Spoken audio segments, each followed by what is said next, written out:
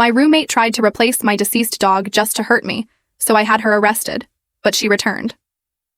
One last time, determined to finish the job, even though Bear wasn't a service dog, just the only comfort I had when I locked myself away. Bear wasn't just my dog.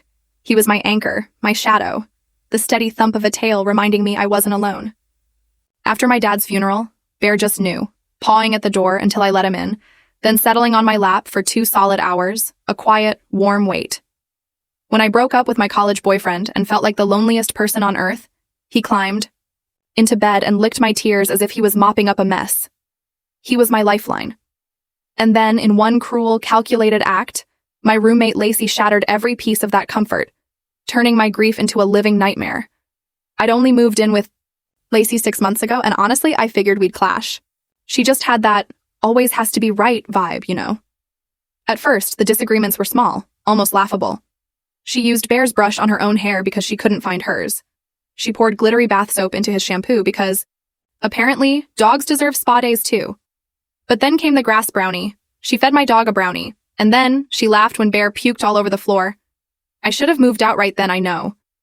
But the rent was cheap, and after a vet visit, Bear seemed okay. I tried to push it aside. Then, last week, my world crumbled. Bear collapsed. The vet said it was sudden heart failure, nothing I could have done. I cried for 2 days straight, just numb with grief. I told Lacey I needed space, that I'd be staying with a friend for the weekend. When I came back Monday morning, there she was. Crouched in the living room, squealing baby talk to a pit bull mix with wild, anxious eyes. "Surprise!" she chirped. "Meet Bear 2.0. I wanted to help you move on. It's not healthy to dwell, so I rescued him." I just stared at her. "You named him Bear?" I finally managed. "Isn't it cute?" She chirped again. "Oh, and I found the collar. So sentimental."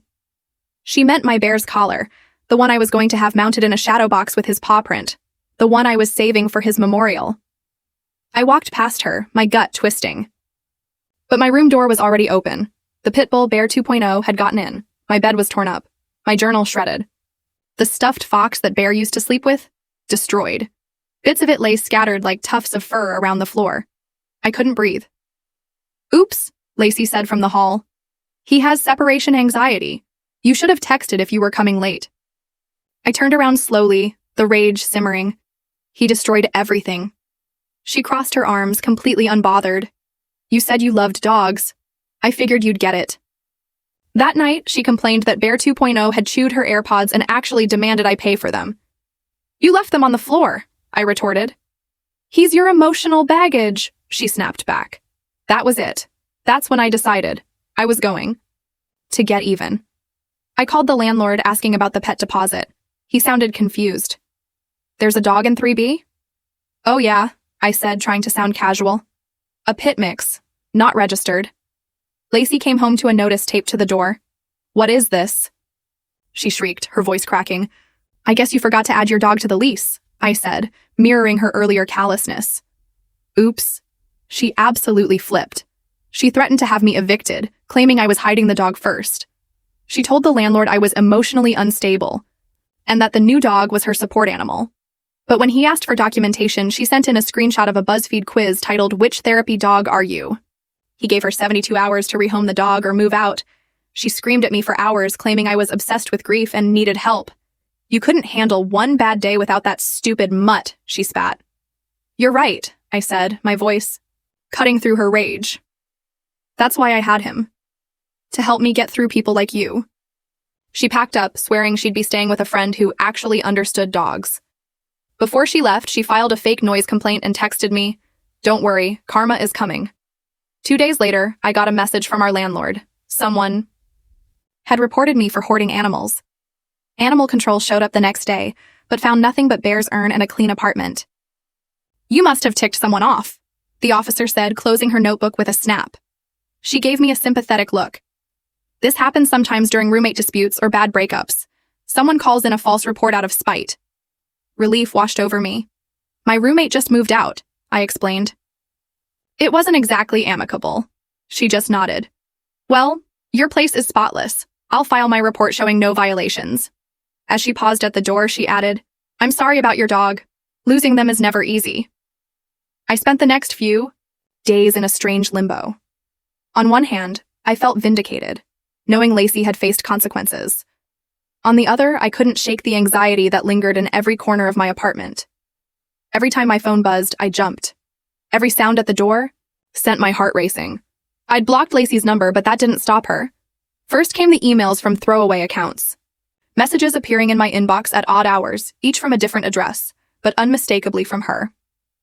You think this is over? I'm just getting started. Hope you're enjoying the peace while it lasts. Then came the 1-star reviews on my freelance design profile, all posted within minutes of each other. Notifications popped up on my phone in rapid succession, each one a small stab to my professional reputation. Unprofessional. Flaky. Doesn't deliver what was promised. I knew it was her. The timing was too perfect, and she knew how much I relied on those gigs. The reviews were vague enough to apply to anyone, but specific enough to sound legitimate. I deleted the emails, reported the fake reviews, tried to move on, but the weight of her threats hung over me like a storm cloud. I found myself checking the locks twice before bed, jumping at unexpected sounds, scanning crowds for her face when I ventured outside. A week later, I got a text from an unknown number. My finger hovered over the delete button, assuming it was another message from Lacey, but the preview caught my eye. Hi, this is Marcus Henderson. Tina gave me your number. We wanted to invite you over for dinner this weekend as a thank you for helping us get Rusty back. No pressure, but the offer's open. I stared at the message for a long time, confusion washing over me. Who were Marcus and Tina? And who was Rusty? I had no idea what this person was talking about, but something about the message seemed genuine, not like Lacey's threatening notes. After hesitating, I cautiously replied, I think you might have the wrong number. I don't know anyone named Rusty. The response came quickly. Oh, I'm so sorry. Aren't you the person who reported Lacey Romano for having a stolen dog? The pit mix? My blood ran cold. Bear 2.0 was stolen? I typed back with shaking fingers. I did. Report her for having an unauthorized dog in our apartment, but I didn't know he was stolen. He's our family dog, Rusty. She took him from our yard 3 weeks ago. The police returned him to us yesterday after your landlord called it in. We're so grateful.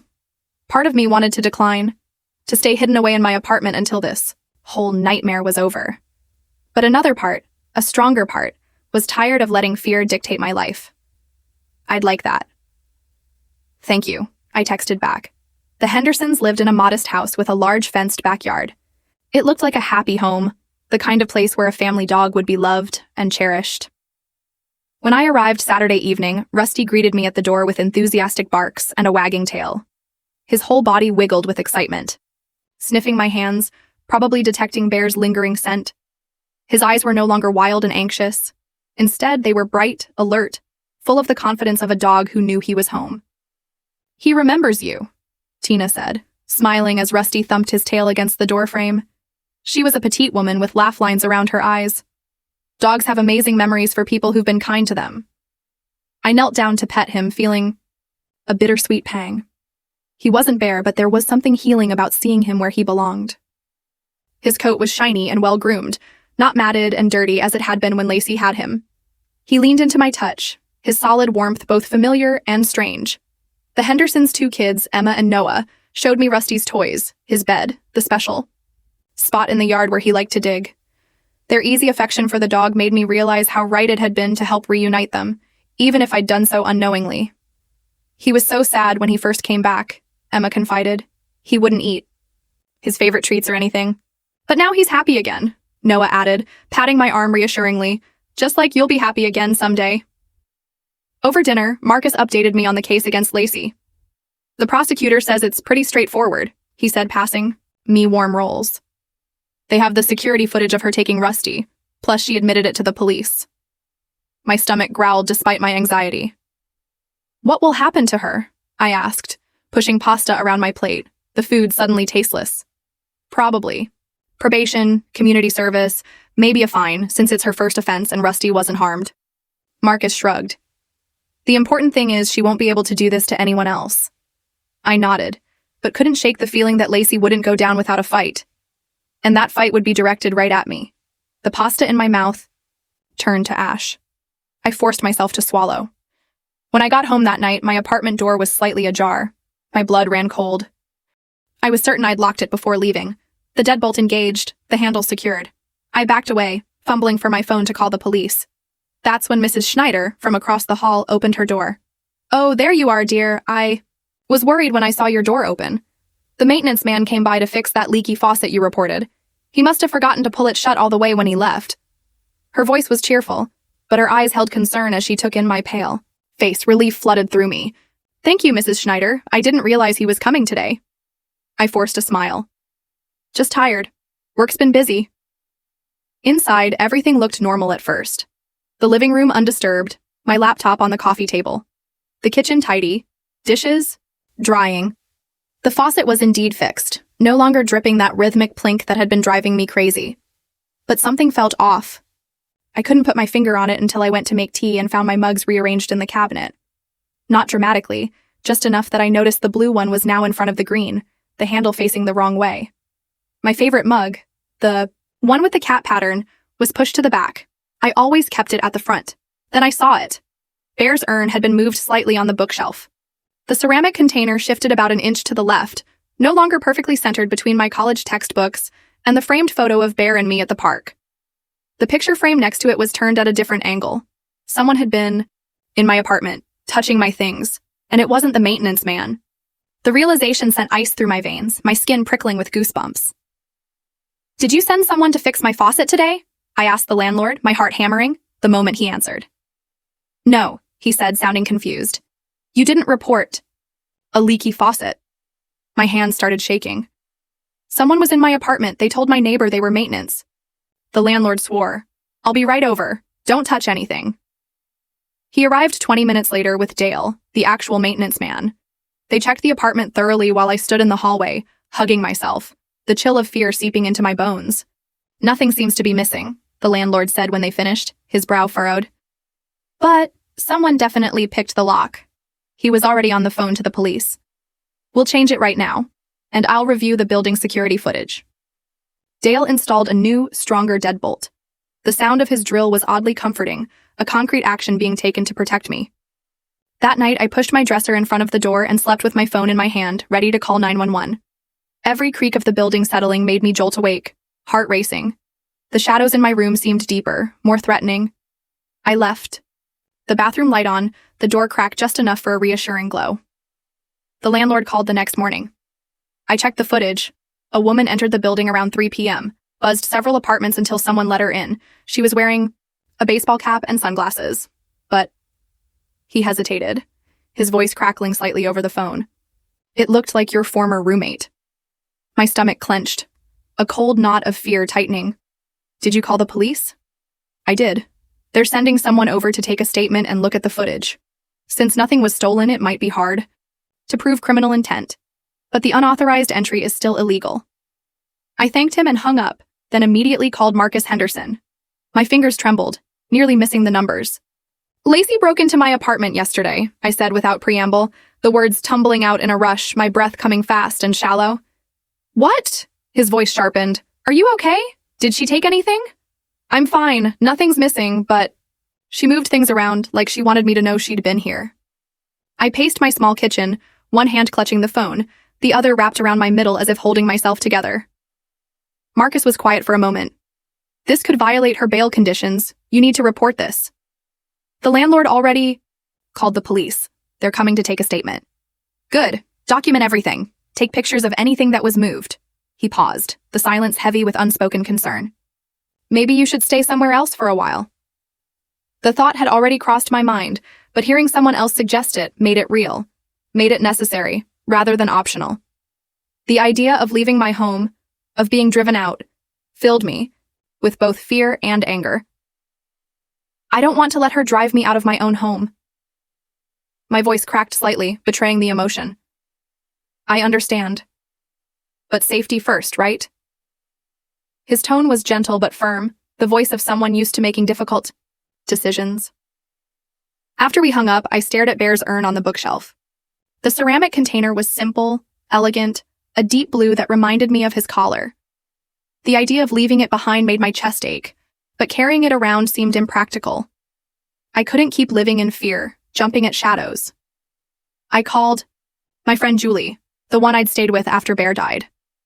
She answered on the second ring, her voice immediately concerned. "What's wrong?"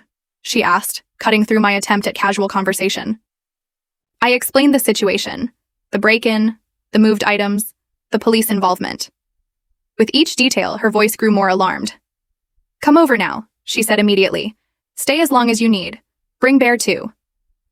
I packed a bag, carefully wrapped Bear's urn in a soft towel, and placed it in my backpack. The ceramic container felt heavier than usual, as if weighted with all my grief and fear. I double-checked the new locks, made sure all windows were secured, and took one last look around my apartment before leaving. As I was leaving, my phone buzzed with a text from an unknown number. The notification preview showed just enough to make my blood run cold.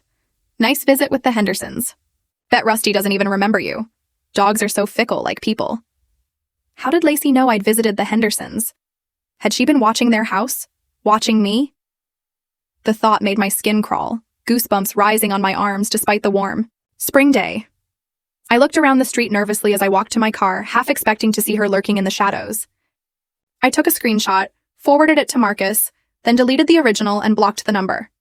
My hands shook as I started my car, checking the backseat twice before pulling away from the curb. Julie lived in a secure building with a doorman, Hector, a former military man with shoulders as broad as his watchful gaze. He checked my ID carefully even though Julie had called down. The moment I stepped into her apartment, some of the tension left my shoulders. Her place was the opposite of mine, colorful, vibrant, filled with plants and the smell of cinnamon and coffee, warm and inviting. Her cat, Mochi, a grumpy orange fluffball, regarded me suspiciously, clearly unimpressed with this invasion of his territory. "You look terrible," Julie said, taking my bag. Her blunt honesty was one of the things I loved about her. No sugarcoating, just truth delivered with compassion. "When's the last time you slept properly?" "Before Bear died," I admitted. The dark circles under my eyes had become so normal, I barely noticed them anymore. She squeezed my arm. "Well, you're safe here.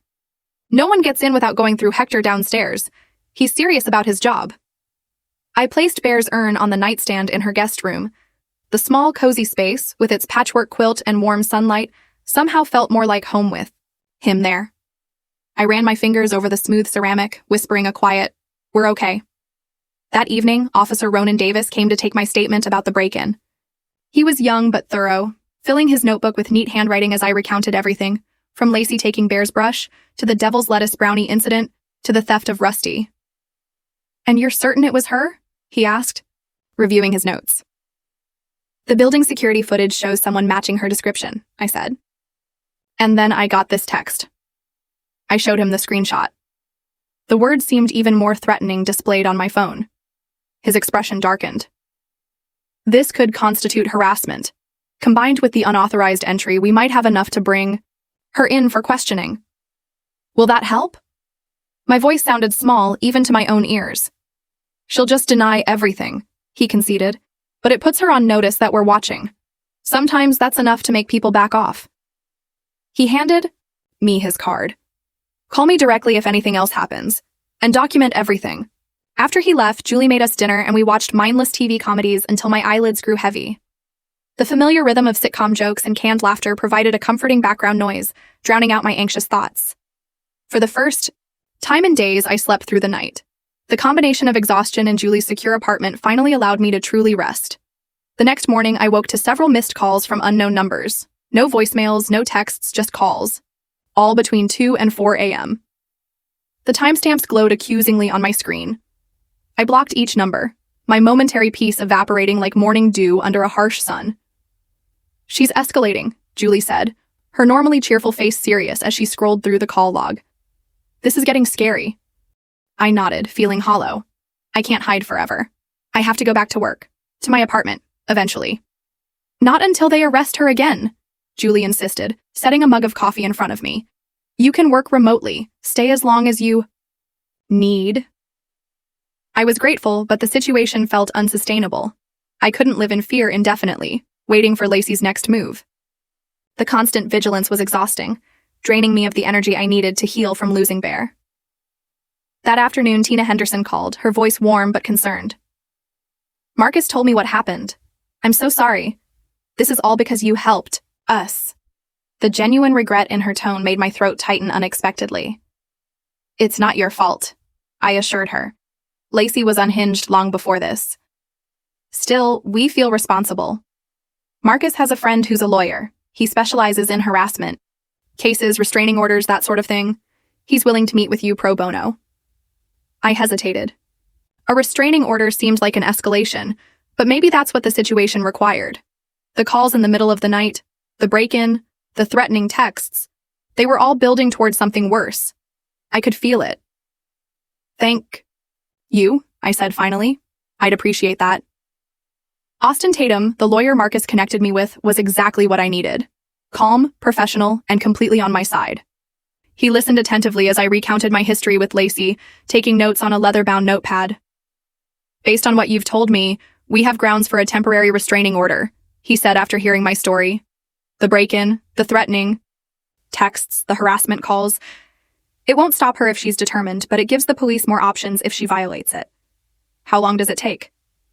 I twisted my hands in my lap, the skin around my nails raw from nervous picking.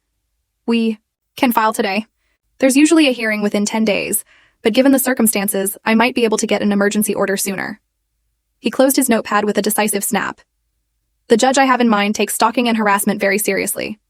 I nodded, feeling a mix of relief and apprehension. "Let's do it." Austin helped me fill out the paperwork, detailing every interaction with Lacey since Bear's death. The forms were cold and clinical, reducing the emotional trauma to checkboxes and brief descriptions. Seeing it all laid out chronologically made me realize how quickly things had escalated, from thoughtless cruelty to active malice, in just a few weeks. "What happens at the hearing?" I asked as he gathered the forms. "You'll testify about why you need protection. Lacey will have a chance to respond. The judge will decide whether to grant a permanent order." He adjusted his glasses. "It can be intimidating, but I'll be with you the whole time." After Austin left, I felt drained but slightly more hopeful. Having a plan, taking action, it helped combat the helplessness I'd been feeling. Julie made tea, the familiar ritual soothing as we sat at her kitchen table. That night, Julie and I were watching a movie when my phone buzzed with an email. Notification. The sender was Bear Lover with a string of numbers. The subject line, "Missing something." Against my better judgment, I opened it. There was no message, just an image attachment. When I tapped it, my breath caught. It was a picture of Bear's collar, the one Lacey had taken, laid out on what looked like a cutting board next to a large kitchen knife. The blue nylon was unmistakable, the silver tag catching the light. The knife beside it was positioned deliberately, its blade gleaming menacingly. I showed Julie, my hands shaking so badly I nearly dropped the phone. The color drained from her face. "That's it," she said, grabbing her phone. "I'm calling Officer Davis right now." While she spoke to the police, I forwarded the email to Austin with a brief explanation. He responded almost immediately. "This strengthens our case. Don't delete anything." Officer Davis arrived within the hour, his expression grim as he viewed the email. The image looked even more threatening displayed on his tablet. "I thought Bear's collar was evidence," I asked, my voice small, hugging myself tightly to stop the trembling. "It should be," he said, frowning. "When we recovered Rusty, we collected the collar as evidence of theft. I'll check with the department. In the meantime, this is a clear threat. We're going to try to trace the email account." After he left, I sat on Julie's couch, staring at nothing. The image of Bear's collar, next to that knife, kept flashing in my mind. What was Lacey planning? What else was she capable of? The questions circled endlessly, offering no answers, only increasing my anxiety. "You should sleep," Julie said gently, placing a soft blanket around my shoulders, the weight of it grounding. "I'll stay up a while longer." I nodded, too exhausted to argue. In the guest room, I curled around Bear's urn as if I could protect him even now. The ceramic was cool against my cheek, a poor substitute for the warm, living dog who used to sleep beside me. "I'm sorry," I whispered to the ceramic container. "I'm so sorry I couldn't protect you before." The next morning, Austin called with news. His voice was brisk but satisfied. "The judge granted an emergency restraining order. Lacey can't come within 500 feet of you, your home, or your workplace. She can't contact you by any means." Some legal terminology sounded reassuringly official. A shield of words and consequences. Relief washed over me. "Thank you. The police will serve her today. The hearing for the permanent order is set for next week." He paused, his tone becoming more cautious. This is good news, but stay vigilant. These orders are only as effective as the person's willingness to obey them. I thanked him again and hung up, feeling a small weight lift from my shoulders. It wasn't a solution, but it was something. A legal acknowledgement that Lacey's behavior was unacceptable and dangerous. Officer Davis called an hour later. We've confirmed the collar is missing from evidence. We're investigating how it was removed and who had access. My stomach dropped. So, it's really Bear's collar in the photo? It appears so. We're treating this very seriously now. Tampering with evidence is a felony. His voice was tight with professional anger. Someone in the department helped her, which means this goes beyond a personal vendetta. I closed my eyes trying to process this new information. What should I do? Stay where you are for now. We're going to try to locate Ms. Romano for questioning. But they couldn't find her. Lacey had apparently left her friend Abigail's apartment the day before and hadn't returned. Her phone was off. Her social media accounts had gone quiet. It was as if she'd vanished, which somehow felt more threatening than her active harassment. Days passed. The restraining order was officially served by posting it at Abigail's address, since Lacey couldn't be found in person. I continued, staying at Julie's, working remotely, venturing out only when necessary and always with Julie or another friend. The constant vigilance was exhausting, but the alternative, being alone and vulnerable, was unthinkable. The hearing date for the permanent restraining order approached. Austin prepared me but warned that if Lacey didn't show up, the judge might postpone. We'll argue against that, he assured me. Given the circumstances, her absence shouldn't delay your protection. The night before the hearing, I received another email from the Bear Lover account. This time, there was a message. See you in court tomorrow. Hope you're ready for what comes next. I forwarded it to Austin and Officer Davis, my hands trembling. The threat was vague, but unmistakable. My imagination filled in the blanks with increasingly terrifying scenarios. We'll have extra security at the courthouse, Officer Davis promised when he called. She won't get near you. I barely slept that night, my mind racing. What was Lacey planning? Would she actually show up? What would I say if I had to face her? The questions circled endlessly, offering no peace, no rest. The morning of the aita hearing, Julie insisted on coming for moral support. She laid out clothes for me, professional but comfortable. She even made breakfast, though my stomach knotted with anxiety and I could barely eat. Austin met us outside the courthouse, his expression serious. Remember, stick to the facts, he advised as we walked in. Don't let emotion overtake you, even if she tries to provoke you. The courthouse was busy, security tight. We passed through metal detectors, had our bags searched. Officer Davis was waiting inside with another officer, both scanning the crowd, constantly. No sign of her yet, Davis said, but we're watching all entrances. We made our way to the courtroom and took seats near the front. Austin arranged his papers, occasionally glancing toward the door. Julie squeezed my hand reassuringly.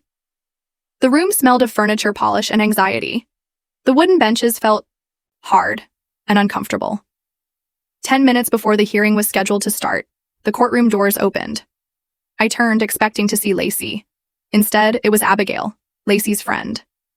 She looked nervous, clutching her purse tightly, her face pale, and drawn with worry. When she spotted me, she hesitated, then walked over, her steps uncertain, her shoulders hunched. "Can I talk to you?" she asked, her voice barely above a whisper. Austin stood immediately, positioning himself between us, his posture protective, his voice firm but controlled. "My client has a restraining order against Lacey Romano. If you're here on her behalf..." "I'm not," Abigail interrupted, her voice trembling slightly, knuckles white where she gripped her purse. "I'm here because I'm scared, for her and for everyone." Austin and I exchanged glances. He nodded slightly, giving permission while remaining alert. "What do you mean?" I asked. Abigail glanced around nervously, as if expecting Lacey to materialize from the crowd. "Lacey's not coming today. She's not well. After they took the dog back? Something broke in her. She kept talking about making things right, making people pay." She swallowed hard, her throat working visibly. "I found these in my apartment yesterday." She opened her purse and carefully removed a small plastic bag. Inside was Bear's collar, cut into pieces. The blue nylon had been sliced methodically, the silver tag separated from the fabric. My breath caught at the sight, a physical pain stabbing through my chest. Officer Davis stepped forward immediately, taking the bag. "Where did you get this?" he demanded. "From Lacey's room after she left." Abigail's eyes filled with tears, mascara smudging. "There was more. Plans. Notes about following you. About the courthouse today. I think she was going to hurt you." The room seemed to tilt. Julie grabbed my arm to steady me, her fingers digging into my skin. The background noise of the courtroom faded to a dull roar. "Where is she now?" Austin asked sharply. "I don't know. She left yesterday and didn't come back. I called her parents, but they haven't heard from her either." Abigail wiped her eyes with the back of her hand. "I should have said something sooner. I just didn't want to believe she'd actually do anything. But then I found the collar. And those notes." Officer Davis pulled out his phone, stepping away to make a call. His voice was low and urgent. Austin guided me and Abigail to sit down, his manner calm despite the tension radiating from him. "Tell us everything," he said. "Start from the beginning." Abigail's story poured out in a rush, how Lacey had shown up with Rusty, claiming she'd rescued him from an abusive home. How devastated she'd been when the police took him, how her anger had gradually twisted into obsession. She kept saying, "You ruined her life," Abigail told me, "that you turned everyone against her. She somehow got that collar from the police station. I don't know how. She said it was the first step in making things even." My skin crawled. All this time, I'd been afraid of Lacey's harassment, her petty revenge. I hadn't considered she might be capable of real violence. The realization sent a chill through me, goosebumps rising despite the warmth of the crowded courtroom. Officer Davis returned, his expression grim. "We're putting out an alert for Ms. Romano. Miss Davis, we'll need you to come to the station to make a formal statement." The judge entered the courtroom then, and Austin quickly explained the situation. The judge's expression grew increasingly concerned as Austin outlined the evidence of Lacey's escalating behavior and the new information from Abigail. Given the new evidence and Lacey's absence, the judge granted the permanent restraining order immediately, setting it for the maximum duration allowed. As we left the courthouse, surrounded by police officers, I felt hollow rather than relieved. The restraining order seemed meaningless now. Lacey was out there somewhere, unhinged, and fixated on revenge. The legal protection felt like paper armor against a very real threat. "What happens now?" I asked Officer Davis as we reached the parking lot. The spring sunshine felt incongruously bright given the darkness of the situation. "We find her," he said simply. "In the meantime, we'll have officers checking on your apartment regularly. You should continue staying with your friend for now." I nodded numbly. The pieces of Bear's collar, the memorial I'd planned, destroyed out of spite. It symbolized everything Lacey had taken from me. My sense of safety, my peace of mind, my chance to properly grieve my dog. For the next 3 days, I barely left Julie's apartment. Every notification on my phone sent a jolt of adrenaline through my system. Every knock at the door made me freeze. Officer Davis called daily with updates, but they all amounted to the same thing. No sign of Lacey. "We've got officers watching your apartment and patrolling this area," he assured me.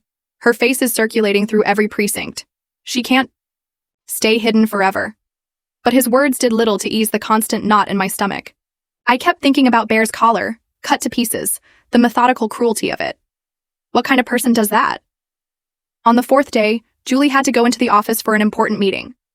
"I can cancel," she offered, hovering by the door, with her laptop bag torn between professional obligation and concern for my safety. "No, go," I insisted. "I can't hide forever. Besides, Hector's downstairs, and Officer Davis said they'd have someone driving by regularly." After she left, the apartment felt too quiet. Even Mochi had disappeared to whatever secret cat hiding spot he preferred during the day. I tried to work, but couldn't focus. Every creak in the building made me look up. The silence pressed in, making it hard to breathe. Around noon, my phone rang with an unknown number. My finger hovered over the decline button, but something made me answer, a gut feeling I couldn't explain. "Hello?" "It's Abigail." Her voice was hushed, nervous. "Lacey came back last night." My heart slammed against my ribs. "Did you call the police?" "No, She seemed different, calmer. She apologized for everything, said she'd been having a breakdown but was better now. Abigail paused, a slight hesitation that raised my suspicions. I think she's been staying at her parents' place in Westbrook. Abigail, you need to call the police right now. I was already moving toward the door, checking that it was locked, the deadbolt engaged. That's why I'm calling you first, she said. She said she wants to apologize to you too, make things right. Abigail's voice had an odd quality, a forced casualness that didn't match her usual speech patterns. I almost laughed. Make things right? After breaking into my apartment, threatening me, cutting up my dead dog's collar? I know how it sounds, Abigail said quickly, but she seemed sincere. She's been through a lot. We've all been through a lot, I snapped. That doesn't excuse what she did. There was a long pause. Too long. I could hear breathing on the other end, but Abigail didn't respond. A terrible suspicion formed in my mind. She's sitting right next to you, isn't she? I asked. Another pause. Then Lacey's voice. Clever girl. I ended the call immediately and dialed Officer Davis. When he didn't answer, I called 911, my hands shaking so badly I could barely hold the phone. My heart pounded in my ears, drowning out everything else. What's your emergency? The dispatcher asked. My name is... I started, then heard a knock at Julie's door. I froze, the words dying in my throat. Hello? What's your emergency? The dispatcher repeated. Another knock, more insistent this time. The sound echoed through the apartment, making me jump. Someone's at the door, I whispered. I have a restraining order against Lacey Romano. I think she's here. Stay on the line. I'm dispatching officers to your location now. Don't open the door. The dispatcher's voice was calm but urgent, a lifeline through the phone. I crept to the peephole, phone still pressed to my ear. Through the distorted fisheye lens, I could see Hector, the doorman, standing in the hallway. Relief flooded through me. His familiar uniform and posture were instantly recognizable, though something about his stance seemed off. It's just the doorman, I told the dispatcher. Miss, Hector called through the door. There's a package for you downstairs, needs a signature. Something felt off. Hector never delivered packages himself. Residents had to go down to the aita lobby. And his voice sounded strained, not his usual cheerful tone. Sir, I called through the door.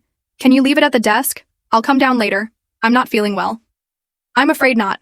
Courier's waiting. Says it's urgent. There was a slight tremor in his voice that raised alarm bells in my mind. The dispatcher's voice came through my phone. Ma'am, do not open that door. Officers are 3 minutes out. I backed away from the door, heart pounding. Hector, please tell them to leave it. A moment of silence. Then a different voice. Lacey's voice. Open the door, or I swear to God I'll hurt him worse than I already have. My blood turned to ice. What did you do to him? Nothing permanent yet, but that could change real quick. The threat in her voice was unmistakable, cold and calculating. I looked around frantically for a weapon. Anything. The best I could. Find was a heavy ceramic lamp. I unplugged it, gripping the base tightly, the weight of it reassuring in my hands. Officers are 1 minute away, the dispatcher said in my ear. Stay on the line. I have Bear's ashes, I called through the door, trying to buy time. If you hurt Hector, I'll flush them down the toilet. A pause. Then a thud against the door, like someone had kicked it. The wood vibrated with the impact, the frame creaking ominously.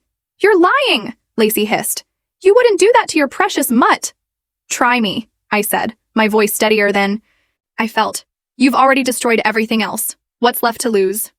Another thud against the door. The wood splintered slightly around the deadbolt. One more good kick and it would give way. I gripped the lamp tighter, backing toward the kitchen where there were knives. My palms were slick with sweat, making the ceramic base slippery. Through the phone, I could hear the dispatcher saying something about staying calm. That help was almost there. The words barely registered through the roaring in my ears. The door shuddered with another impact. The frame cracked. One more kick, and suddenly there were shouts in the hallway. The sound of running feet. A woman's scream. Lacey's scream, and a man's voice ordering someone to get down on the ground. There was a thud, then the sound of a struggle. More shouting. I stayed frozen in place, lamp still clutched in my hands, until there was a gentle knock at the damaged door. Police, a woman's voice called. Are you all right in there? I lowered the lamp with trembling hands. Yes, I managed to say, though my voice cracked. When I opened the door, 2 officers stood in the hallway. Behind them, Lacey was face down on the floor, hands cuffed behind her back, a female officer kneeling on her. Her face was pressed against the carpet, but I could see her eyes, wild with rage, fixed on me with an intensity that made my skin crawl. Hector sat against the wall, holding a bloody cloth to his head. His uniform shirt was torn, a bruise forming on his cheek. Despite his injuries, he gave me a reassuring nod. "Are you hurt?" one of the officers asked me. I shook my head, unable to take my eyes off Lacey. She turned her face toward me, her expression a mixture of rage and something else. Desperation, madness, certainly. "This isn't over," she spat. "You think you've won? You haven't." The officer hauling her to her feet cut her off. "That's enough. You've got a lot more to worry about now than your grudge." As they led her away, I rushed to Hector. "I'm so sorry," I said, kneeling beside him. "Are you okay?" He managed a weak smile. "She caught me by surprise. Hit me with something when I was checking the mail. I'll be fine." The paramedics arrived a few minutes later, followed by Julie, who'd been called by the building management. She hugged me so tightly I could barely breathe, her familiar perfume enveloping me in a cloud of comfort. "Thank God you're okay," she whispered. When they called me, I thought, "I'm fine," I assured her, though my hands wouldn't stop, shaking. They got her. At the police station, I gave my statement while Julie sat beside me, her steady presence keeping me grounded. The interview room was small and sterile, the fluorescent lights harsh overhead. I recounted everything. The phone call from Abigail, Lacey's voice, the threats against Hector. Officer Davis looked grimmer than I'd ever seen him. "She'll be charged with multiple felonies," he told me. "Assault, breaking and entering, violating the restraining order, tampering with evidence. With her history of escalation, I don't think any judge will grant bail this time." I nodded, feeling hollow rather than relieved. The adrenaline was wearing off, leaving me exhausted and shaky. "What about Hector?" 6 stitches, mild concussion, he'll recover." Davis hesitated, tapping his pen against his notepad. "There's something else. When we searched her, we found this." He placed an evidence bag on the table. Inside was a small key, unremarkable except for the orange plastic tag attached to it. "It's for a storage unit," Davis explained. "We got a warrant and searched it this afternoon. Found quite a collection. Journals detailing her plans, photos of you, surveillance notes, and this." He slid another evidence bag across the table. Inside was a small plastic container. It took me a moment to recognize what I was seeing. Bear's paw print. The one the vet had made after he died, that I'd planned to mount with his collar. The clay impression of his paw was intact, though the container had been opened. "How did she get this?" I asked, my voice barely audible. I reached toward the bag, then pulled my hand back, afraid to touch it. "We're still investigating, but it seems she's been collecting trophies, things connected to you and your dog." Davis's expression was professionally neutral, but I could see the concern in his eyes. I stared at the paw print, tears blurring my vision. I'd thought it was lost forever, like the collar. "Can I have it back?" I asked. "Once the case is processed, yes. Both this and what's left of the collar." Davis's expression softened. "I'm sorry about all of this, but it's over now. She's going to be away for a long time." I wanted to believe him, but part of me still felt like I was waiting for the other shoe to drop, like Lacey might somehow find a way to reach me even from jail. The fear had become so constant that I couldn't imagine life without it. That night, back at Julie's apartment with the door repaired and extra security installed, I couldn't sleep. I kept replaying the day's events, imagining what might have happened if the police hadn't arrived. The sound of Lacey's voice through the door kept echoing in my mind, cold, threatening. Julie found me at 3 a.m. sitting on the couch with Bear's urn in my lap. "Nightmares?" she asked, settling beside me. I nodded. I keep seeing her face, the way she looked at me. Julie wrapped an arm around my shoulders. "She can't hurt you anymore." I know, logically I know that, but I trailed off, unable to articulate the fear that still gripped me. "It'll take time," Julie said gently. "Trauma doesn't just disappear because the danger's gone." We sat in silence for a while, the weight of Bear's urn a comforting presence in my lap. Finally, I said what had been bothering me most. "I don't know how to move forward. Everything's been about survival for so long, about Lacey and what she might do next. I haven't even properly grieved for Bear." My voice caught on his name, the pain still fresh despite everything else. Julie squeezed my shoulder. So, start now. 2 weeks later, with Lacey denied bail and awaiting trial, I finally returned to my apartment. Julie offered to let me stay longer, but I needed to reclaim my space, my life. I needed to prove to myself that Lacey hadn't taken everything from me. The apartment felt different, emptier somehow, despite nothing being missing. The familiar furniture and decorations seemed like props on a stage rather than parts of a home. The silence was both welcome and oppressive after the constant activity at Julie's. I spent the first day deep cleaning, as if I could scrub away the memory of Lacey's intrusion. I washed every surface, vacuumed every corner, changed all the wall light bulbs to brighter ones that left no shadows. I rearranged furniture, bought new bedding, replaced the journals that Bear 2.0 had destroyed. The physical activity was therapeutic, giving me something concrete to focus on besides fear. Marcus and Tina Henderson invited me over for dinner again. Rusty greeted me like an old friend, his whole body wiggling with excitement as I knelt to pet him. His fur was soft under my hands, his tongue warm as he licked my wrist enthusiastically. "We've been thinking," Tina said as we sat in their backyard, watching Rusty chase squirrels. "We'd like to make a donation to the animal shelter in Bear's name. Maybe sponsor a senior dog adoption or something." The unexpected kindness brought tears to my eyes. "That would be amazing. Thank you." "It's the least we can do," Marcus said. "If you hadn't helped us find Rusty..." I shook my head. I'm glad I did, despite everything that happened.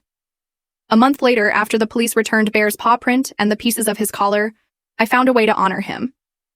The collar was beyond repair, but I carefully arranged the fragments in a shadow box, along with the paw print and a photo of Bear. I hung it on my living room wall where I could see it every day. It wasn't the memorial I'd originally planned, but there was something fitting about its broken state. A reminder of what had been lost, but also preserved. Slowly, life began to feel normal again. I started working at my favorite coffee shop, went out with friends, even considered dating. The nightmares became less frequent, though they never completely disappeared. Sometimes I'd still wake up in a cold sweat, certain I'd heard Lacey's voice or footsteps outside my door. Lacey's trial was scheduled for 6 months later. Austin warned me I'd likely have to testify, but assured me I'd be protected. I tried not to think about it, to focus on rebuilding my life instead. Each day without an incident, without a threat, was a small victory. One Saturday morning, I was walking through the park when I spotted a familiar figure, Diane, the animal control officer who'd come to my apartment after Lacey's false report. She was in civilian clothes walking a small terrier. She recognized me immediately. "Well, hello there. How are you doing?" Her smile was genuine. "Better," I said, surprised by how true it felt.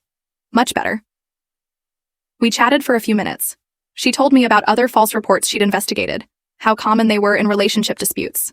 The terrier sniffed my shoes curiously, tail wagging. "People use animals as weapons sometimes," she said sadly. "It's the worst part of my job." As we were about to part ways, she hesitated. "This might be inappropriate, but we just got a surrender at the shelter. Older dog, about 8. Owner died, family couldn't keep him. He reminds me a lot of the dog in the photos you showed me. Bear, right?" My heart skipped. "What kind of dog?" "Lab mix. Super gentle, good with everyone." She pulled out her phone, showed me a picture of a gray-muzzled dog with soulful eyes. His coat was a rich chocolate brown, his expression dignified despite the shelter setting. "No pressure at all, just thought I'd mention it." I stared at the photo, feeling something shift inside me. Not replacement, never that. Bear was irreplaceable, unique, but maybe continuation, a new chapter, a chance to give another dog the love I still had to offer. "What's his name?" I asked. "Buddy. But names can be changed." She smiled, understanding in her eyes. I smiled, the first genuine smile I'd felt in months. "I'd like to meet him." The next day, I visited the shelter. A volunteer led me to a meet and greet room, then brought in Buddy. He was exactly as Diane had described, gentle, soulful, with a gray muzzle and calm demeanor that reminded me of Bear in his later years. His brown eyes were intelligent and watchful, taking in everything about me. When I sat on the floor, he immediately came and leaned against me, as if he knew exactly what I needed. I adopted him that afternoon. The paperwork was simple, the adoption fee reasonable. The shelter staff provided his medical history, food recommendations, and a new leash. They seemed genuinely happy to see him going to a good home. On the way home, we stopped at the pet store for supplies. Buddy sat patiently in the car while I ran in for the essentials. He showed interest in a plush squirrel, gently taking it from my hand when I offered it to him. As I was checking out, the cashier asked, "What's his name?" I looked down at the dog sitting patiently by my side. Not Bear, never Bear, but still a companion, still a new beginning. "Phoenix," I said. "His name is Phoenix." "At home, Phoenix?" Explored cautiously, sniffing every corner. When he came to Bear's shadow box on the wall, he sat and looked up at it for a long moment, as if paying respects. The coincidence gave me chills, but not the frightening kind. More like recognition, acknowledgement. I knelt beside him, running my hand over his soft head. "That was Bear," I told him. "He was very special. But you're special too." That night, Phoenix slept on the bed beside me. Not quite touching, but close enough that I could feel his warmth. His breathing was steady and reassuring in the darkness. For the first time since Bear died, I slept through the night without nightmares. In the morning, I woke to find Phoenix had moved closer, his head resting against my leg. The weight was comforting, grounding. Not replacing the space Bear had left, but creating his own. And somehow, that felt exactly right.